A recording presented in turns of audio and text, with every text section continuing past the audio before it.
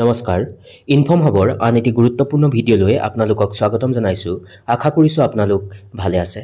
এটা অতি গুৰুত্বপূৰ্ণ খবৰ আপোনাৰ বিদ্যালয়ত অধ্যয়নৰত ছাত্ৰ-ছাত্ৰীসকলৰ কাৰণে আহিছে আৰু আজিৰ এই হিতানৰ জৰিয়তে হে সম্পৰ্কে অকনমান অৱগত কৰাবলৈ চেষ্টা কৰিম আৰু এই ভিডিঅ'টি নিশ্চয়কৈ আপোনাৰ বিদ্যালয়ত অধ্যয়নৰত ছাত্ৰ-ছাত্ৰীসকলক উপকাৰ কৰিব লগতে অভিভাৱিকাসকলকো সহায় কৰিব আৰু অনুৰোধ কৰিম ভিডিঅ'টিৰ সম্পূৰ্ণখিনি অংশ চাব আৰু যদি ভাল পায় সকলো শিক্ষাগুৰুসকলে কথাটো জনাৰ প্ৰতি লক্ষ্য ৰাখি আগলৈ শ্বেয়াৰ কৰিব আৰু অভিভাৱকসকলৰ মাজতো এই কথাখিনি অৱগত কৰোৱাৰ কাৰণে আগলৈকে শ্বেয়াৰ কৰিব বিশেষ এটি আঁচনি আপোনালোকে ইয়াৰ নাম হয়তো শুনিছে NMMS পৰীক্ষা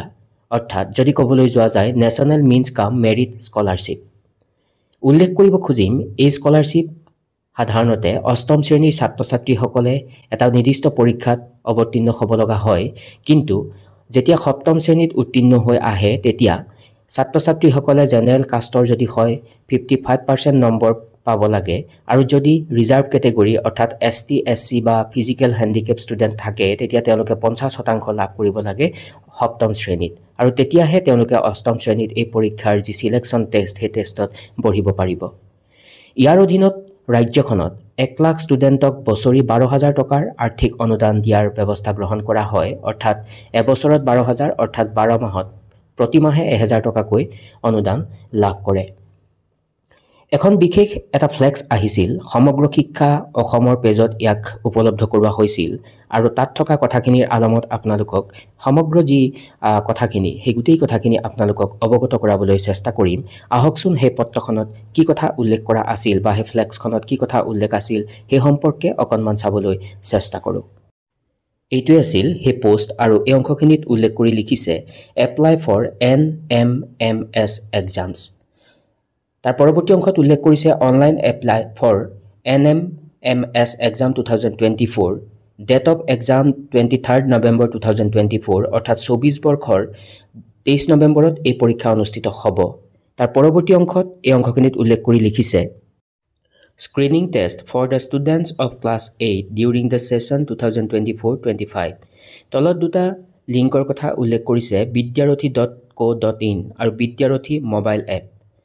তাৰ পাছত উল্লেখ কৰিছে যে কোনসকল ছাত্ৰ-ছাত্ৰীয়ে এই স্কলাৰশ্বিপত সিলেকশন পাব পাৰিব হে সম্পৰ্কে উল্লেখ কৰি এই অংশখিনিত লিখিছে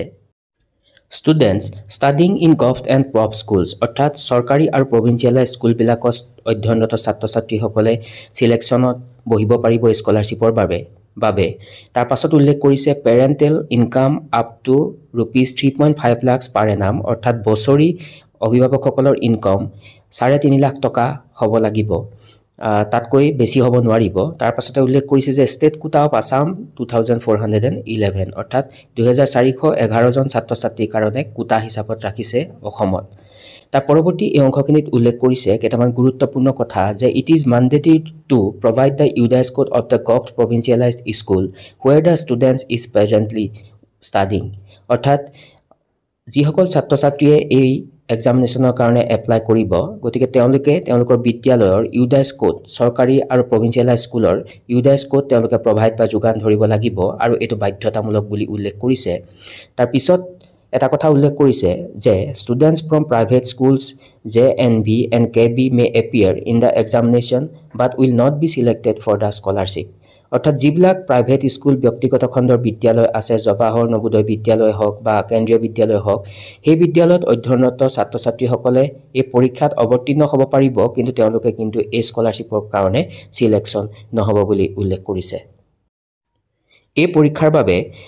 এপ্লাই কৰা অন্তিম তাৰিখ হ'ল 30/10/2024 অৰ্থাৎ 30 অক্টোবৰৰ ভিতৰত ছাত্ৰ-ছাত্ৰীসকলে